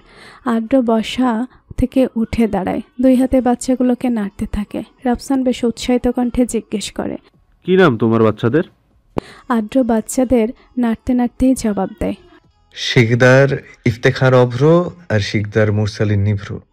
রাফসান আরও কিছু বলবে তার আগে আদ্র আবার বলে ওঠে, ইনায়াত আঞ্জুমান শিকদার। রাফসান অবাক হয়, বিস্মিত কণ্ঠে বলে, আচ্ছা, এটা তো মেয়ের নাম। কে ও? জানেন রাফসান, আপনাকে আমার এখনো ভীষণ হিংসে হয়। কেন? কারণ আপনি আমার নিপু বিয়ে করতে চেয়েছিলেন, তাই। আদ্রের এমন কথায় রাফসানের মুখভঙ্গি বদলায়। সে ঠোঁট মেলে হেসে ওঠে, হাসতে হাসতেই বলে, আপনি দেখি খুব হিংসু। আমার হাত থেকে বাঁচাতে একেবারে বিয়েই করে ফেলেছেন। বলতে পারেন এমনই। আমি ভয় পেতাম নিপুণকে অন্য কেউ নিয়ে যাবে। ওর ব্যাপারে আমি খুব ভীত, তাই আগে ভাগে দখল দিয়ে দেওয়া। তাদের কথার মাঝে অর্পা আসে শরবতের গ্লাস নিয়ে। দেখতে বেশ গোলুমোলু হয়েছে এখন সে। হবে নাই বা কেন? 6 মাসের প্রেগনেন্ট কিনা। আদ্র এখনও বাচ্চা দুটোকে কোলে নিয়ে হাঁটছে। বাচ্চার দুটো কেমন বাবার বুকের সঙ্গে লেপ্টে ঘুমাচ্ছে। অর্পা আদ্রের কাছে এসে বলে, ভাইয়া, অব্র আর নিব্রকে দিয়ে দিন, আমি শুয়ে দিচ্ছি। আপনাদের কোন সময় নিয়েছেন? আদ্র দ্বিরুক্তি করে না অর্পার কথায়। অভ্র আর নিভ্রকে তার কাছে দিয়ে দেয়। আর এতক্ষণ কোলে থাকবে? কোলে থাকতে থাকতে বোধহয় বাচ্চা দুটো শরীরটা সিদ্ধ হয়ে গেছে। অর্পা অভ্র আর নিভ্রকে নিয়ে ঘরের দিকে হাঁটা দেয়। তখনই অভ্র অর্পাকে পেছন থেকে বলে ওঠে, আমার আঞ্জুমান কি করে? অর্পা পেছন ফিরে তাকায়, আলতো হেসে বলে ওঠে, আঞ্জুমান আম্মুর কাছে আছে, আপনার কাছে এনে দেব? না, থাক মেজমার কাছে। ওখানে আর থাকতে না চাইলে আমার কাছে দিও। আদ্র আবার এসে বসে রাফসানের পাশে। তাকে শরবতের গ্লাস এগিয়ে দিয়ে বলে, হুট করে বিয়ে? আম্মা বিয়ে ফাইনাল করেছে। অবশ্য আমার কোনো অমত নেই। আর কত কালই বা এভাবে সিঙ্গেল থাকবো। তা ঠিক। রাফসান শরবতের গ্লাসে চুমুক দিতে দিতে বলে, শুনেছি মেয়ে নিপুণের সাথেই পড়েছে। খুব ভালো পরিচয় ওদের। আপনি কি খবর নিতে এসেছেন নাকি? না না, বিয়ে ফাইনাল হওয়ার পর আবার কিসের খবর? আমি এসেছিলাম আপনাদের সবাইকে দাওয়াত করতে। বেশি মানুষ থাকবে না, আমরাই। আপনারা আমাদের আত্মীয় মানুষ, তার উপর আমার হবু বউয়ের পরিচিত, তাই। আপনার হবু বউয়ের নাম কি? রূপা। চেনেন? আদ্রের মুখে খুশির ঝলক দেখা যায়। এই ঝলক মোটেও রূপার নাম শুনে নয়। তার একটা শত্রু বিয়ে করছে যে কিনা তার বউকেই পছন্দ করত। এটা থেকে ভালো আর কি হতে পারে? সে মুখে বলল, অবশ্যই চিনি। আপনি নিশ্চিন্তে বিয়ে করে ফেলেন। ও নিতান্তই খুব ভালো মেয়ে। রাফসান লজ্জা পেল খানিকটা, তবে প্রকাশ করল না। তার এখন আদ্রকে একটা কথা জিজ্ঞেস করতে ভীষণ ইচ্ছে করছে। করবে? আপনি কি আমার থেকে কিছু জানতে চাইছেন? রাফসান বেশ দ্বিধায় পড়ে গেল। আমতা আমতা করে বলল, বলতে তো চাইছিলাম। আপনি কিভাবে বুঝলেন? মুখের এক্সপ্রেশন দেখে। কি জানতে চাইছিলেন সেটা বলুন। রাফসান দৃষ্টি ওঠায়, সম্পূর্ণ আদ্রের দিকে তাকায়, তারপর বলে, নিপুণ কোথায়? আদ্রের মুখের ভঙ্গি কি বদলালো? হয়তো। শরবতের গ্লাসটা শব্দ করে টি টেবিলের উপরে রাখলো। মুখের মধ্যে আগুনের ছাপ স্পষ্ট না থাকলেও আদ্রের মনের মধ্যে যে গলিত জ্বলন্ত লাভা ফুটছে তার আজ রাফসান পাচ্ছে। তাই আমতা আমতা করে বলল, না মানে অনেকক্ষণ এসেছি, কোনো দেখা নেই তাই। সময়টা সাধারণ ছিল না। নিপুণের তখন গণায় গণায় 8 মাস চলছে। বলতে গেলে 8 মাস শেষের দিকে। টেনশনে কারো চোখে ঘুম নেই। যখন থেকে শুনেছে নিপুণের শরীরে একটা নয় 3টে অস্তিত্ব আছে, তখন থেকে সবার জীবনে টেনশন নামে জিনিসটা যোগ হয়েছিল। আদ্র তার ব্যতিক্রম নয়। বড়সড় কোনো কাজ না থাকলে সে অফিসে যেত না। নিপুণের 5 মাসের পর আদ্র আর অফিসে যায়নি। টুকটাক কাজ সব বাড়িতেই করে। 6 মাসের সময় নিপুণের পেটটা ছিল 9 মাস অতিক্রম করা মহিলাদের মতো। তার শরীর মুখের আদলের পরিবর্তন ছিল বেশ লক্ষণীয়।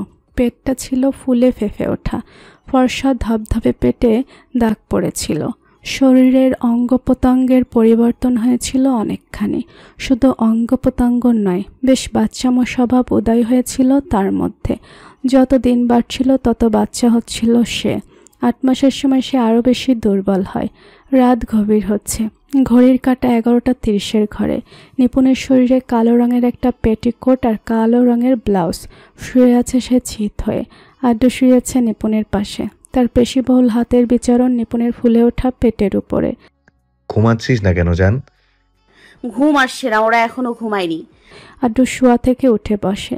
উদাম শরীর, ট্রাউজার ছাড়া আর কিছু পরনে নেই। সে উঠেই কয়েকটা চুমু দিয়ে দেয় নিপুণের পেটে, আলতো করে হাত বুলিয়ে দেয় পেটের উপরে, মুখটাকে পেটের একটু কাছে নিয়ে একটু গম্ভীর করে বলে ওঠে, তোমরা ঘুমাচ্ছ না কেন? দেখছো না মাম্মা কষ্ট পাচ্ছে, জলদি ঘুমাও। আদ্রের এমন কথায় নিপুণ হেসে ওঠে। আদ্রের হাত ধরে শোয়া থেকে একটুখানি ওঠে। আপনি যে ওদের এভাবে বলছেন, ওরা কিন্তু আরো বেশি করে হাত পা নাড়ছে। আদ্র অদ্ভুত চোখে তাকায় নিপুণের দিকে, অতঃপর আবার পেটের দিকে তাকিয়ে বলে, আচ্ছা। আমার ঘুমানোর টাইমে ওরা জেগে থাকে, আর আমি জেগে থাকলে ওরা ঘুমাবে। আদ্র অবাক চোখে পেটের দিকে তাকিয়ে আছে। নিপুণ সেদিকে লক্ষ্য করে বলে, কি দেখছেন আপনি ওভাবে? দেখছি না, ভাবছি। কি? এই যে তোর পেটটা এইটুকুনি ছিল, এখন একটু ফুলে ঢোল হয়েছে। এটার ভেতরে নাকি আবার 3টে বাচ্চাও আছে। আমার ইচ্ছে করছে বাচ্চাগুলোকে বের করে দেখতে ওরা কেমন। আদ্রের কথায় নিপুণ খিলখিল করে হেসে ওঠে। নিপুণের হাসির তোপে তার পেট সহ নড়ছে। এভাবে হাসছিস কেন আম্মু? আদ্র ধমকে ওঠে তাকে। ভিতরের লিলিপুটগুলো বোধহয় উত্তর মেরু থেকে দক্ষিণ মেরুতে চলে গেছে। এই সময় এত জোরে কেউ হাসে? নিপুণের মুখ ভার হয়, নাক উঁচু করে, চোখ টইটুম্বুর হয়।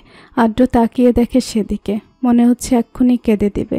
নিপুণ আদ্রের থেকে নজর ফেরায়, পেটের উপরে থাকা আদ্রের হাতটা ঠেলা দিয়ে সরিয়ে দেয়, নিজেও আস্তে করে শুয়ে পড়ে আদ্রের উল্টো পাশ ফিরে। আর কোনো কথা বলে না সে। আদ্র হতাশ হয়।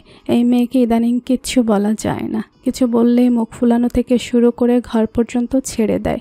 আগে তো ভয় পেত, এখন ভয় কেন, ভয়ের ভাও পায় না। আদ্র একটা দীর্ঘশ্বাস ছাড়ে, একটু পেছনে গিয়ে বালিশের ঠেস দেয়। নিপুণের কাঁধে মাথাটা রেখে আলতো করে জাপটে ধরে তাকে, যাতে সে ব্যথা না পায়। নিপুণ চটপট করে বলে ওঠে, আপনি সরুন, একদম ছোবেন না আমাকে। আদ্র চপাং চপাং করে চুমু খায় নিপুণের ঘাড়ে, মুখটা কানের কাছে নিয়ে বলে ওঠে, আমি সরবো না, তুই এই দিক ফির। নিপুণ কাঁদো কাঁদো হয়ে বলে, আমি ফিরবো না। আপনি এখন আর আমাকে ভালোই বাসেন না, শুধু আমার পেটের ভেতরে থাকা বাচ্চাদের ভালোবাসেন আর আমাকে শুধু বকেন। নিপুণের কথায় আদ্র তার গাল ঘষে দেয় নিপুণের গালে, ভারী কণ্ঠে নিপুণকে শুধালো, আমি ভালো না বাসলে পেটের মধ্যে বাচ্চা আসলো কোথা থেকে? আকাশ থেকে টপকে পড়েছে? নিপুণ কিছু বলে না, সে ঠায় ওদিকে ফিরে শুয়ে আছে, সামান্য নড়ছে না পর্যন্ত। আদ্রের এত কথা তার উপর কোনো প্রভাব ফেলছে না। সে কিছুতেই আদ্রের দিকে ফিরবে না আজকে, তাই আদ্র তাকে বলল, আচ্ছা ঠিক আছে, আমি মেনে নিলাম দোষ আমার, তোকে আর বকবো না, বাচ্চাদের থেকে তোকে বেশি ভালোবাসবো। এবার ফির এদিকে। নিপুণ আর চোখে আদ্রের মুখপানে চায়, মুখে বলে, সত্যিই তো? আর বকবেন না তো আমায়? না, আর বকবো না। জানেন, আপনি বকা দিলে আমার খুব কষ্ট হয়, অনেক অনেক অনেক বেশি। আমাকে শুধু আদর করবেন, বুঝেছেন? আদ্র নিপুণের গালে জোরে একটা চুমু খায়। নিপুণকে নিজের দিকে ফিরিয়ে বলল, বউ তুই শুধু আমার দিকে ফিরে শুয়ে থাক, আজ তোকে সারা রাত শুধু আদর করব। চারদিকে আজান দিচ্ছে, বাহির থেকে ঝিঝি পোকার শব্দ ভেসে আসছে। আদ্র গভীর ঘুমে মগ্ন। হঠাৎ করে নিপুণের ঘুম ভাঙে। এখন ওয়াশরুমে যাওয়া প্রয়োজন। আস্তে করে খাট থেকে নামে সে। শেষ রাতের দিকে ঠান্ডা লাগার কারণে আদ্রের একটা শার্ট পরেছিল, যদিও দুটো বোতাম লাগিয়ে বাকিগুলো খুলে রেখেছে। এখন আদ্রের শার্টও তার সাইজে আসে না, গায়ে লাগলেও বোতাম লাগানো যায় না। গুটি গুটি পায়ে হেলতে তুলতে ওয়াশরুমে যায় সে। আজকাল চলাচল করা বড্ড মুশকিল হয়েছে। বেশ কিছুক্ষণ পর সে ওয়াশরুম থেকে বের হয়ে আসে। মাঝপথে আসতে না আসতে তার হাঁচির বেগ আসে। মুহূর্তের মধ্যে গায়ের জোরে হাসি দিয়ে বসে সে। হাঁচির বেগ এত বেশি ছিল যে সে নিজের পেটের উপরে হাত রেখে ঝুঁকে পড়ে। 1 মিনিট 2 মিনিট গেল সে উঠতে পারছে না। মনে হলো যেন কেউ অবশ করে ফেলেছে তাকে। পা বেয়ে কিছু তরল গড়িয়ে পড়ল মেঝেতে। নিপুণ সচকিত হয়, পূর্ণ দৃষ্টি মেলে মেঝের দিকে তাকায়। সাদা রঙের মেঝেতে রক্তের দাগ দেখা গেল, পূর্ণ রক্ত নয়। তার কাছে মনে হলো এগুলো রক্ত আর পানির মিশ্রণ। মুহূর্তের মধ্যে রক্তক্ষরণ শুরু হলো। নিপুণের হাঁটার শক্তি নেই, হাত পা ছড়িয়ে সেখানে বসে পড়ল। আদ্র ভাই, আদ্র ভাই উঠুন, উঠুন না আদ্র ভাই, আমি পড়ে যাচ্ছি। নিপুণের চিৎকারে আদ্র ধরফড়িয়ে ওঠে। ঘুম ঘুম চোখে বিছানার দিকে চোখ বেলায়। নিপুণ নেই। সামনে তাকাতেই নিপুণকে দেখতে পায়। মেঝেতে বসে আছে সে, পাশে রক্তের স্রোত। আদ্র এক লাফে খাট থেকে নামে, ছুটে যায় নিপুণের কাছে, আলতো করে ধরে তাকে। কি হয়েছে তোর? ব্লিডিং কেন এত? পড়েছিস কি করে? আমি পড়ে যাইনি, হাঁচি দিয়েছি। আপনি আগে কিছু একটা গায়ে দিন, হসপিটাল যেতে হবে জলদি, আমি আর পারছি না। আদ্র জলদি খাটের উপরে রাখা টি শার্টটা গায়ে দেয়, তারপরে সে নিপুণকে কোলে তুলে নেয়, ছুটে চলে নিচের দিকে। এতক্ষণে শিকদার বাড়ির সবাই সজাগ, আদ্রের চিৎকারে সবাই জেগে গেছে। সোহেব আসা মাত্রই আদ্র তাকে বলেছে, তুই ড্রাইভ কর, আমি পারবো না। অগত্যা সোহেব ড্রাইভ করছে, সাথে বসে অর্প, পেছনে আদ্র আর নিপুণের এখনও রক্তক্ষরণ হচ্ছে, পুরো গাড়ি নোংরা, পেটিকোটটা ভিজে একাকার। আদ্র তাকে কোলে করে নিয়ে আসার কারণে তার শরীরে অনেক জায়গায় রক্ত লেগে আছে, এতে তার কোনো ধ্যান নেই। তার ধ্যান শুধু এখন নিপুণের মধ্যে আবদ্ধ। এত রক্তক্ষরণ হচ্ছে কেন? নিপুণ কথা বলছে না কেন? ও এভাবে নেতিয়ে আছে কেন? চোখ খুলছে না কেন? হাজার প্রশ্ন। আদ্র আস্তে করে নিপুণের গালে বাড়ি দেয়, তার গলায় কথা আটকে আসছে, মনে হচ্ছে যেন কেউ তার গলা চেপে ধরে রেখেছে। কাপা কাপা কণ্ঠে সে বলে ওঠে, নিপু, হ্যাঁ নিপু, হ্যাঁ কথা বল, কথা বলছিস না কেন তুই? দেখ আমরা এক্ষুনি হসপিটালে পৌঁছে যাব, ডাক্তারকে কলও করা হয়েছে, দেখ। নিপুণ সাড়া দেয় না, সে সোহেবের দিকে তাকিয়ে বলে, এই সোহাইব, দেখ না তোর বোন আমার সাথে কথা বলছে না, ওকে বল আমার সাথে কথা বলতে। শান্ত হো ভাই, আর 5 মিনিট, আমরা এসে গেছি। ডাক্তারকেও কল করা হয়েছে, শুধু তুমি একটু শান্ত থেকো, দেখবে অপারেশন হওয়ার পরে ও কথা বলবে সবার সাথে। তাদের কথার মাঝে নিপুণ হাত নেড়ে ওঠে, খুব আস্তে। আদ্র সে হাত ধরে ফেলে খপ করে, সোহেবের দিকে তাকিয়ে বলে, জলদি চালা সোহাইব, গাড়ি জলদি চালা। ও হাত নেড়েছে, জ্ঞান আছে এখনো। 5 মিনিটের মধ্যে আমি গাড়ি হসপিটালের নিচে দেখতে চাই। নিপুণকে অপারেশন থিয়েটারে নেওয়া হয়েছে অনেকক্ষণ। ওটি সিগন্যাল লাইট এখনও অন করা। একদিকে ডাক্তারের ছোটাছুটি, আর একদিকে আদ্রের পাগলামি। তাকে কিছুতেই সামাল দেওয়া যাচ্ছে না। যখন থেকে শুনেছে নিপুণের অবস্থা ক্রিটিক্যাল, তখন থেকেই তার পাগলামি। আপাতত সোহেব তাকে জাপটে ধরে আছে। একটু আগে অতিরিক্ত পাগলামির কারণে জুবায়ের শিকদারের কাছে থাপ্পড় খেয়েছে। সে থাপ্পড় খাওয়ার পরে তার পাগলামি কমেছে, কিন্তু একটার পর একটা কথা এখনও বলে যাচ্ছে, এখনও। আর সোহেব তাকে শান্ত করার চেষ্টা করছে। সে জানে যদি একবার আদ্র পুরোদমে খেপে যায় তাহলে কি হতে পারে। এই হসপিটাল আর হসপিটাল থাকবে না। প্রায় 3 ঘন্টা পেরিয়েছে, ওটি সিগন্যাল লাইট অফ হয়েছে। ভেতর থেকে বাচ্চাদের কান্নার আওয়াজ আসছে। সবাই সচকিত হয়। আদ্র সোহেবকে ছাড়িয়ে এক দৌড়ে ওটির সামনে যায়। 3 জন নার্স বের হয়ে আসে ভেতর থেকে, হাতে সাদা রঙের তোয়ালেতে মোড়ানো 3টে টুনটুনি পাখির ছানা। আদ্র দেখে তাদের কিন্তু ধরে না। এতক্ষণে সবাই চলে এসেছে কাছে। আদ্রের এমন অবস্থা দেখে একটা নার্স বলে, আপনার 2টো ছেলে আর একটি মেয়ে হয়েছে। আদ্র বাচ্চাদের দিকে তাকিয়ে বলে, কেমন আছে? দেখুন, এ বিষয়ে আমরা আপনাকে বলতে পারবো না, আপনাকে ডাক্তার সব বলবে। আদ্র হাসপাতালে এক তামাশা করে ফেলেছে। নিপুণের অবস্থা অনেকটাই খারাপের দিকে। সিজারিয়ান অপারেশন হওয়ার পরেও ব্লিডিং হচ্ছে। এমনভাবে ব্লিডিং হচ্ছে যেন নিপুণের সাধারণ প্রসব হয়েছে। কিছুতেই ব্লিডিং বন্ধ করা যাচ্ছে না। ইতোমধ্যে 7 ব্যাগ রক্ত দেওয়া হয়ে গেছে। একদিক দিয়ে শরীরে রক্ত দিচ্ছে, আর একদিক দিয়ে শরীর থেকে রক্ত বের হয়ে যাচ্ছে। ডাক্তাররা মিটিং বসিয়েছিল। তারা তাদের মিটিং শেষ করে আদ্রের কাছে যায়। সে এখন নিপুণের কাছে বসে আছে। সাথে জুবায়ের শিকদার আর অনিমা শিকদারও আছে। আকি শিকদার আর জুনায়েদ শিকদার বাহিরে বসে আছে। তাদের এই মুহূর্তে নিপুণের কাছে যাওয়ার সাহস নেই। সোহেব আর অর্পার কাছে আদ্রের 2 ছেলে। অনিমা শিকদারের কোলে মেয়েটা স্থান পেয়েছে। আদ্র এখনও কাউকেই কোলে নেয়নি। ডাক্তার কেবিনের মধ্যে প্রবেশ করতেই জুবায়ের শিকদার সেদিকে ছুটে যায়। আপনি এসেছেন, চোখ খুলছে না কেন এখনো? কোনো সিদ্ধান্তে পৌঁছেছেন আপনারা? আপনি শান্ত হন মিস্টার জুবায়ের। আমি বুঝতে পারছি আপনাদের অবস্থা। আমরা যে সিদ্ধান্ত উপনীত হয়েছি সেটা শুধুই সিদ্ধান্ত পূর্ণ করতে হবে আপনাদের সিদ্ধান্তের উপর ভিত্তি করে। ডাক্তারের কথায় আদ্রের বুক পুড়ে ওঠে। নিপুণের হাত জাপটে ধরে আরো শক্ত করে করুণ চোখে অনিমা শিকদারের দিকে তাকায়। তার চোখে ভয় স্পষ্ট। কাপা কাপা কণ্ঠে ডাক্তারকে জিজ্ঞেস করে, সিদ্ধান্ত কি? ও বাঁচবে তো? ডাক্তার আদ্রকে সান্ত্বনা দিয়ে বলে, আপনি ভয় পাবেন না মিস্টার আদ্র, তবে সিদ্ধান্ত খুব সেন্সিটিভ। সবার আগে আপনার সিদ্ধান্তই গ্রহণ করা হবে। বলুন আপনি। দেখুন, ওনার সিজারিয়ান হয়েছে, তবে ব্লিডিং হয়েছে খুব বেশি। এই মুহূর্তে ওনার ব্লাড বন্ধ করতে হলে ওনার জরায়ুর অপারেশন করতে হবে। কিন্তু আদ্র অবাক চোখে চায় ডাক্তারের দিকে। কিন্তু কি? একবার জরায়ুর অপারেশন হলে উনি কখনো আর মা হতে পারবেন না। দেখুন সিদ্ধান্ত এবার আপনার ওপর। ডাক্তারের কথায় অনিমা শিকদার আর জুবাইর শিকদার বিস্মিত। আদ্র কিছু বলবে তার আগে জুবাইর শিকদার বলে ওঠে, দেখুন এত বড় একটা সিদ্ধান্ত, আমরা পরিবারে অনেকেই আছি, আমরা সবাই মিলে যদি ভেবে সিদ্ধে সিদ্ধান্ত নেই জুবাইর শিকদার তার কথা সম্পূর্ণ করতে পারে না। তার আগে আদ্র গর্জে ওঠে, হুঙ্কার ছুড়ে বলে, অপারেশন হবে, আর কারো কোনো সিদ্ধান্তের প্রয়োজন নেই। ও আমার বউ, সিদ্ধান্ত আমি নেব। বাচ্চা লাগবে না আমার শুধু ওকে লাগবে, শুধু ওকে। আদ্রের কথায় ডাক্তার আরেকবার শিওর হওয়ার জন্য বলল, আপনি ভেবে বলছেন? 100% আপনি ব্যবস্থা করুন, তবে ও যেন বেঁচে থাকে। ও যদি কিছু হয় তাহলে আপনি ভাবতেও পারছেন না কি হবে। ডাক্তার আদ্রের হুমকিকে ভয় পায় না। তিনি এখানে এক স্ত্রীর প্রতি নিবেদিত প্রাণপুরুষের গভীর ভালোবাসা অনুভব করেন, যেটা আসলে অনেক কম দেখা যায়। নিপুণের জরায়ু অপারেশনের পর কেটেছে 1 সপ্তাহ। সুস্থের তালিকায় এখনও পড়েনি সে। হসপিটাল থেকে রিলিজ পেয়েছে অপারেশনের 5তম দিনে। ডাক্তারের পরামর্শে তাকে ছাড়া হয়েছিল। হাঁটতে পারে না সে। নিজের সম্পূর্ণ ভর এখন অন্যজনের উপর দিতে হয়।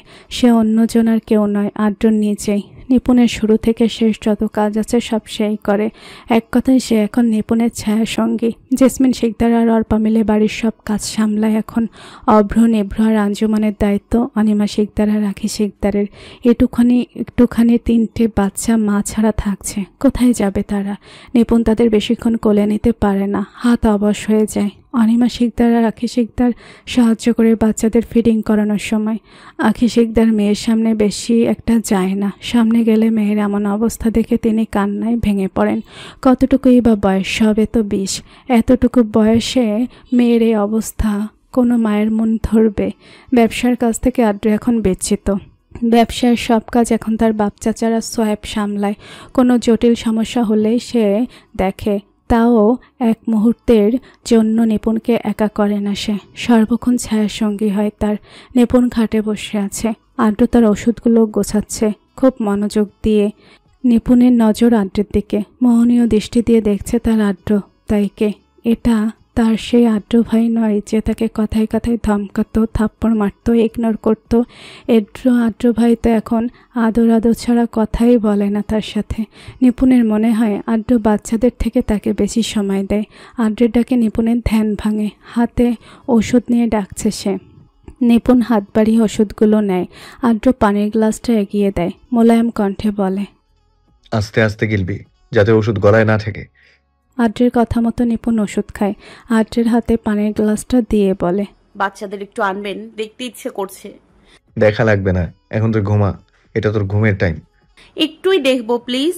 আদ্র শোনে না নিপুণের কথা। এই মুহূর্তে বাচ্চাদের এখানে আনা উচিত হবে না। বাচ্চাদের পেলে নিপুণ ঘুমাতে চাইবে না এখন। তাই আদ্র বলে, ওরাও এখন ঘুমাচ্ছে, জাগিয়ে আনবো? নিপুণের পঞ্চেন্দ্রিয় সজাগ হয়। আস্তে করে মাথা নেড়ে বলে ওঠে, ঘুমোচ্ছে যখন ঘুমাক, ঘুম থেকে উঠলে কিন্তু নিয়ে আসবেন। আদ্র মাথা নাড়ে, আস্তে করে ঠোঁট ছুঁয়ে দেয় নিপুণের ললাটে। কণ্ঠ আগের থেকে মোলায়েম করে বলে, নিয়ে আসবো, তুই ঘুমা একটু, কাল আবার ডাক্তারের কাছে যেতে হবে। কেন? রাতে ঘন ঘন জ্বর আসে, তোর শ্বাস বাড়ে, পেটে সেলাই ধরে যে মোচড়ামুচড়ি করিস, আমি কি দেখি না? অন্ধ আমি? নিপুণ চোরের মতো করে চোখ লোকায়। সে তো এগুলো আদ্রকে বলতে চায়নি। এমনিতেই সবাই তার জন্য সারা দিন রাত এত টেনশন করে। শুধু শুধু মানুষকে হয়রানি করে লাভ আছে? কিন্তু না বলে কি লাভ হলো? আদ্র তো সেই জেনে গেল। আচ্ছা, এই ছেলে কেন তাকে এত ভালোবাসে? নিপুণ আপন মনে বের করে বলে ওঠে, আপনি আমায় কেন এত ভালোবাসেন আদ্র ভাই? এ ভালোবাসা দেখে মরে গেলেও তো শান্তি। আপনি কি আমার এইটুকু শান্তি দেখে বেশি কষ্ট পেতেন? নিপুণ বের করে বললেও আদ্র শোনে তার কথা। নিপুণের গালে হাত রেখে আস্তে আদর করে দেয় তাকে। উদ্বেগপূর্ণ কণ্ঠে বলে ওঠে, তোর শান্তিতে আমি মোটেও কষ্ট পেতাম না, তবে তুই মরে গেলে আমি ওই গলা কাটা মুরগির মতো ছটফট করতাম ক্ষণে ক্ষণে। কি হতো বল? কিছুই হতো না। আমি বেঁচে থেকেও মরে যেতাম, আর বাচ্চারা এতিম হতো। বাড়ির সবাই কাঁদতো তোর আর আমার মরে যাওয়া দেখে। আদ্রের কথা শুনে নিপুণের চোখ বেয়ে নোনতা জল গড়িয়ে পড়ে। জাপটে ধরে আদ্রের গালে, চোখে কপালে চুমু খায়। বিড় করে বলে, আমি কখনো আপনাকে ছেড়ে যাব না, জীবনেও না। আদ্র আলগে বন্দি করে নেয় তার ভালোবাসাকে। জড়িয়ে ধরেই না হয় কিছুক্ষণ হোক সূক্ষ্ম বিলাসে আদ্র আর নিপুণ বসে আছে ডাক্তারের সামনে। তিনি বেশ গম্ভীর মুখে রিপোর্টগুলো চেক করছেন, মাঝে মাঝে চশমাটা ঠেলে দিচ্ছেন। আদ্রের ধৈর্যে কুলায় না, ডাক্তারকে বলে, এনিথিং সিরিয়াস ডক্টর? তিনি চশমাটা টেবিলে খুলে রাখতে রাখতে বললেন, সিরিয়াস তো বটেই। ওনার রিপোর্ট দেখে যা বুঝলাম, ওনাকে তো আবার হসপিটালে ভর্তি করতে হবে। নিপুণ চমকে আদ্রের দিকে তাকায়। আদ্র যে অবাক হয়নি তা না, ভীত কণ্ঠে ডাক্তারকে জিজ্ঞেস করল, কি হয়েছে আবার ওর? Postpartum sepsis. আপনাকে যদি আমি সহজ ভাষায় বলি তাহলে বলতে পারেন সিজারিয়ানের পর ইনফেকশনের কারণ পোস্টপার্টাম সেপসিসের হতে পারে। আরও সহজ ভাষায় বললে পোস্টপার্টাম সেপসিস হলো সংক্রমণজনিত অবস্থায় যেখানে শরীরের বিভিন্ন অংশে ব্যাকটেরিয়া ছড়িয়ে পড়ে এবং রক্তপ্রবাহকে প্রভাবিত করে। ডাক্তারের কথায় আদ্র ভুরু কুচকায়, প্রশ্ন করে, দেখুন মিস্টার আদ্র, কারণ অনেকগুলো হতে পারে, তবে আমি বিশেষ করে বলতে পারি সিজারের পর জরায়ুতে ইনফেকশন আর অস্ত্রোপচারের ইনজেকশন সাইডে ইনফেকশন। আশা করি বুঝতে পেরেছেন। আরেকটা কথা, এটা খুবই সেন্সিটিভ, ভিকটিমের মৃত্যু পর্যন্ত হতে পারে। আপনি যত তাড়াতাড়ি চিকিৎসা করাতে পারেন ততই ভালো। সবগুলো কথায় আদ্র স্থির থাকতে পারলেও আদ্র শেষের কথায় স্থির থাকতে পারে না। কণ্ঠে জিজ্ঞেস করে বিচলিত কণ্ঠে, চিকিৎসা কি? দেখুন, এটা দীর্ঘমেয়াদী চিকিৎসা। প্রাথমিক পর্যায়ে ইনফেকশন নিয়ন্ত্রণে আনতে প্রথমে 1 থেকে 3 সপ্তাহ হসপিটালে থাকতে হবে। এখানে অ্যান্টিবায়োটিক, তরল দ্রব্য আরও অন্যান্য চিকিৎসা দেওয়া হবে। দ্বিতীয় ধাপে ইনফেকশন নিয়ন্ত্রণে আসলে অথবা রোগীর স্থিতিশীল হলে বাড়িতে নেওয়া সম্ভব, তবে তা নির্ভর করে আমার আর রোগীর মতামতের ওপর। লাস্ট ধাপে দুর্বলতা কাটিয়ে উঠতে 3 থেকে 6 মাস পর্যন্ত রিকভারি থেরাপি দিতে হবে। এই সময়টা হসপিটালেই থাকলেই ভালো। ডাক্তারের কথা মুখে থাকতেই নিপুণ বলে ওঠে, আমার বেবিরা তো এখনো ছোট, এই অবস্থায়। দেখুন নিপুণ, বেবি ছোট, আমি বুঝতে পারছি। আপনি ওদের ফিটিং নিয়ে ভয় পাচ্ছেন, তাই তো? এটা নির্দেশনা আমরা দিব। আপাতত ওদের ফর্মুলা দুধ খাওয়াতে হবে। আরও অপশন আছে, তবে আপনার ক্ষেত্রে আর কোনো অপশান নেই। নীরবতা আঁকড়ে ধরে আদ্রকে। পাশে বসা রাফসানও নিশ্চুপ। কি বলবে হয়তো বুঝতে পারছে না সে। মনে হচ্ছে এটা কোনো ধ্যান, কোনো ঘোর, যা কিছুক্ষণের মধ্যেই ভেঙে যাবে।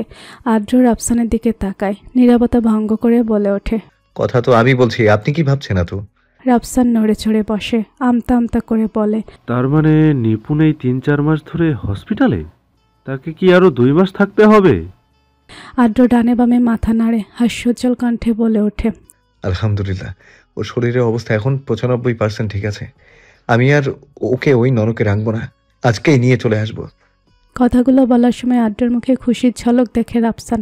আদ্রের জায়গায় যদি সে হতো, সে কি কখনো এমন ত্যাগ করতে পারত? হয়তো, কিন্তু আদ্রের বেলায় হয়তো ছিল না। সে সব স্বীকার করেছে।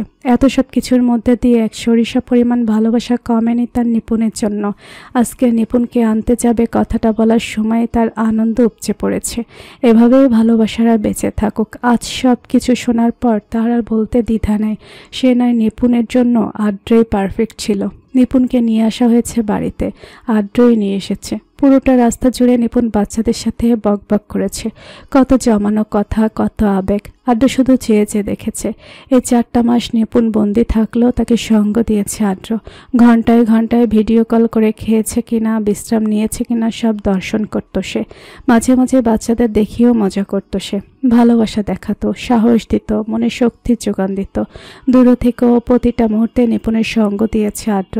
রাত হয়েছে, নিপুণ বাচ্চাদের ফিটিং করাচ্ছে। বাচ্চারা এখনও ফর্মুলা দুধ খায়। আদ্র আসে ঘরে। বাচ্চাদের সাথে নিপুণকে দেখে তেলে বেগুনে জ্বলে ওঠে সে। বুড়োকুচকে নিপুণকে বলে, এই লিলিপুটদের এখনো নিয়ে যায়নি? নিপুণ চোখ উঠিয়ে আদ্রের দিকে চায়। বাচ্চাদের হাত নাড়তে নাড়তে বলে, ওদের নিয়ে যাবে কেন? ওরা এখানে থাকবে না? না, থাকবে না। ওরা এখানে থাকলে আমি কোথায় থাকবো? নিপুণ আদ্রের কথা গায়ে মাখে না। সে আপন মনে খেলতে থাকে বাচ্চাদের সাথে। আদ্র এগিয়ে আসে কাছে, বলে ওঠে, ওদের খাইয়েছিস? হুম। কষ্ট করে খাওয়াতে গেলি কেন? আম্মুই তো খাইয়ে দিত। নিপুণ আঞ্জুমানকে কোলে তুলে নেয়। আদ্রের দিকে তাকিয়ে ভুরু কুচকে বলে, আপনারা কি শুরু করেছেন বলুন তো? আমি বাসায় আসা পর্যন্ত দেখছি আপনারা আমার সাথে অদ্ভুত আচরণ করছেন।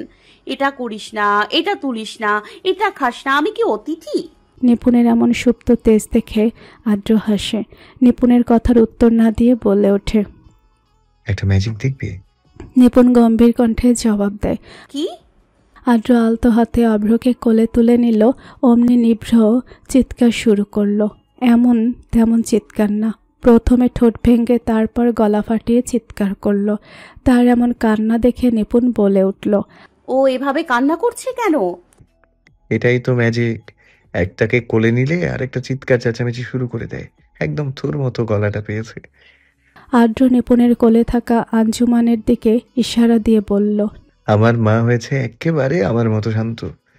নিপুণ বাচ্চাদের দিকে এক এক করে তাকায়। সত্যি তো আঞ্জুমান একদম শান্ত, মুখ চোখ কেমন গম্ভীর করে রেখেছে একটুখানি মেয়ে। আর ওদিকে অভ্র নিভ্র চেঁচিয়ে বাড়ি মাথায় তুলছে। নিপুণের ভাবনার মাঝে অনিমা শিকদার আসে ঘরে। তাকে দেখে আদ্র বলে ওঠে, উফ, ভালো হয়েছে এসেছো। লিলিপুর টুকুলেকে নিয়ে যাও। জ্বালিয়ে ফেললো একেবারে। চিৎকার করে করে কানের পোকা সব বের করে ফেলেছে। ইতোমধ্যে আখি শিকদারও এসেছেন। অনিমা শিকদার আদ্রের দিকে তাকিয়ে বলল, তুই একটাকে কোলে নিয়ে আরেকটাকে কোলে নিসনি কেন? হতচ্ছাড়া একটা, ইচ্ছে করে এমন করছিস? আদ্রের মুখের পরিবর্তন হলো না, দেখেই বোঝা যাচ্ছে ইচ্ছে করে এমন করেছে। অনিমা শিকদারও তার কথা আর বাড়ালো না। অভ্র আর নিভ্রকে কোলে তুলে নিল। নিপুণের কোলে এখনো আঞ্জুমান। সে বলল, ওদের কিভাবে ঘুম পাড়াবো? আখি শিকদার মেয়ের এমন কথাই হেসে ওঠে। আঞ্জুমানকে তার কোলে নিয়ে বলে, তুই ঘুম পাড়াতে হবে না। আদ্র নিভ্র আপার কাছে থাকে আর আঞ্জুমান আমার কাছে থাকে। তুই সম্পূর্ণ সুস্থ হ, তারপর ওদের ঘুম পাড়াস। তিনি নিপুণকে তাড়া দিয়ে বললেন, 10:30 বাজে, তুইও ঘুমিয়ে পড়। তারা চলে যায় রুম থেকে। আদ্র দ্রুত পায়ে হেঁটে দরজা আটকে দেয়। নিপুণ শুধু তাকিয়ে দেখে সেদিকে। দরজা আটকে আদ্র এক মুহূর্তের সময় অপচয় করে না। ছুটে এসে আচ্ছা নিপুণকে জড়িয়ে ধরে। বিষয়টা এত জলদি ঘটেছে যে নিপুণ ঠিক করে ঠাউর করতে পারেনি কিছু। আদ্র আলতো করে মুখ গুজে রাখে নিপুণের বুকে। নিপুণের শ্বাস রোধ হয়ে আসে, তাও কিছু বলে না সে।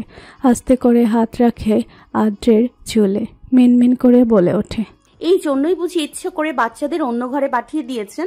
আদ্র স্ফুট স্বরে আওয়াজ দেয়। বিড় করে আরো বলে ওঠে, আঞ্জুমানকে তুই বুকের ওপর কেন শুয়েছিস আগে? এখন আমি শোবো। ওর কত বড় সাহস, আমার আগে আমার বইয়ের বুক দখল করে নিয়েছে। আদ্রের কথায় নিপুণ মুখ টিপে হাসে। আদ্রের মতো করেই বলে ওঠে, ওর আগেই তো আপনি দখল করেছিলেন। তাও আগে আমি, তারপর ওরা। আপনি এখন বাচ্চাদের সাথেও হিংসা করবেন? করব। কথাটা বলে আদ্র কয়েকটা চুমু খেয়ে নেয় নিপুণের চিবুকে আর থুতনিতে। জানিস, আমি অনেক লোভী হয়ে গেছি ইদানিং। তোর আদর পাওয়ার লোভ। এই 4টা মাস ছিল 4 বছরের মতো, তুই জানিস। প্রতিটা মুহূর্ত আমার বিষের মতো লেগেছে তোকে ছাড়া। এখন আর এক মুহূর্ত তোকে ছাড়া না। নিপুণ আদ্রের মাথায় হাত বোলাতে বোলাতে বলে, আচ্ছা শোন, আমার আদরের ভাগ বেশি লাগবে। 3 বাচ্চা মিলিয়ে যতটুকু ভাগ পাবে আমি ততটুকুই চাই, একা। বাচ্চাদের বলে দিস, আগে বাপ তারপর তোরা। আদ্রের এহনো কথায় নিপুণ খিলখিল করে হেসে দেয়। হাসতে হাসতে বলে, আচ্ছা বলবো। আদ্র লাইট নেভায়। নিপুণকে বালিশে শুইয়ে মাথায় হাত বুলিয়ে দিতে থাকে। এক সময় কানের কাছে মুখ নিয়ে বলে ওঠে, ভালোবাসি তোকে আমার 3 বাচ্চার আম্মু, খুব ভালোবাসি। নিপুণ আদ্রের দিকে ফিরে প্রশস্ত বুকে ওষ্ঠ লাগায়। একটা আদুরে বিড়াল ছানার মতো আদ্রের বুকে মুখ লুকায়। জাপটে ধরে বলে ওঠে, আমিও আপনাকে খুব ভালোবাসি, আমার 3 বাচ্চার আব্বু।